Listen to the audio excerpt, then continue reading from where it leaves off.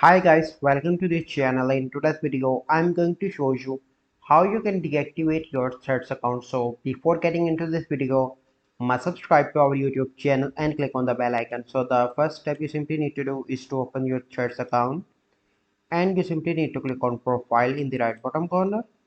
Here you need to click on two lines on the top right. Here you can see different options. You simply need to click on account, and here you can see deactivate profile. Click on that option, and here you can see that are you sure you want to deactivate your thread profile. And if you are sure, here you can see that deactivating your profile is temporary.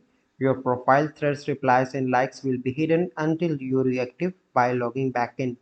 So if you want to deactivate, you simply need to click on that option, and here you need to click on deactivate. So this is the process by which you can deactivate your thread profile. So I hope you find this video helpful. If you find this video helpful, must like this video, subscribe to our YouTube channel for future videos. We'll see you in the next video. Thank you. Have a good day.